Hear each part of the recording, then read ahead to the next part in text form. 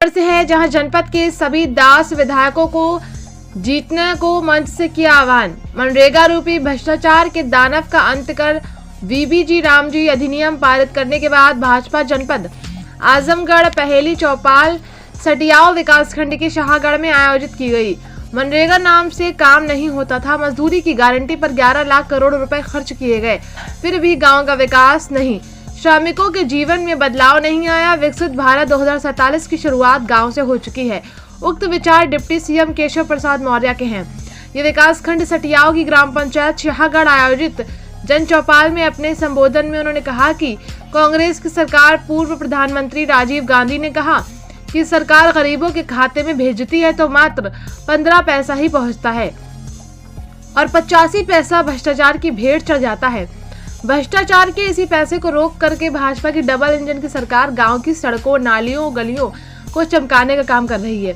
अब गरीबों के खाते में पूरा पैसा जाएगा। मोदी के आने से पहले गरीब के घर में बिजली के लिए सौभाग्य योजना शुरू की गई, जिससे गरीबों के घर में उजाला हुआ। भारत के 80 करोड़ जनता को प्रधानमंत्री कल्याण योजना के तहत राशन दिया जा रहा है। गरीबों के इलाज के लिए आयुष्मान कार्ड दिया गया है। कांग्रेस, सपा और अन्य निर्विरोधी दल गरीबों की योजना से परेशान होकर हाहाकार कर रहे हैं। 60 लाख प्रधानमंत्री आवास व मुख्यमंत्री आवास गरीबों को दिया गया है। तीसरी बार प्रधानमंत्री बनने के बाद 3 करोड़ परिवार को आवास देने का संकल्प लिया है। देखिए पूरी रिपोर्ट संवाददाता कलीम आजमी के साथ। भेजा जाएगा, उसको मिल जाएगा। इसे वो भ्रष्टाचार के रास्ते बना करके रखते। आपके घर में शौचालय बनना, तो शौचालय का पैसा आपके खाते में आता। आपका प्रधानमंत्री आवास बनना 1,20,000 रुपया के अलावा आपको 90 दिन की मजदूरी भी खाते में दी जाती है।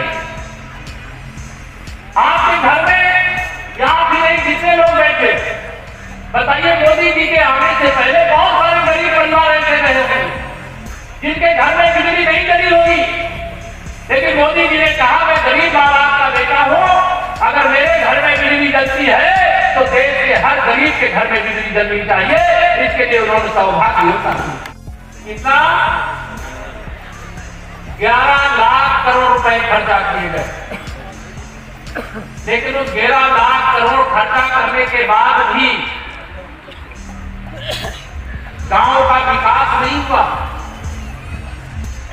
श्रमिकों के जीवन में कोई बदलाव नहीं आया, लेकिन भ्रष्टाचार का रास्ता इतना बड़ा था। कांग्रेस की जब केंद्र में सरकार थी, उसी के प्रधानमंत्री श्री राजीव गांधी कहते थे कि हम दिल्ली से 1 रुपया भेजते हैं, तो जिसके लिए भेजते हैं वहां 15 पैसा पहुंचता है। आप सोचिए 1 रुपया में से अगर 15 पैसा आपके जीवन को खुशहाल बनाने के लिए पहुंचेगा और 85 रुपया कांग्रेस, समाजवादी पार्टी या जो भी भाजपा विरोधी है, जो मनरेगा समर्थक है, जो गरीब विरोधी है, किसान विरोधी है, मजदूर विरोधी है, महिला विरोधी है, अगर 85 पैसा उनके खाते में जाएगा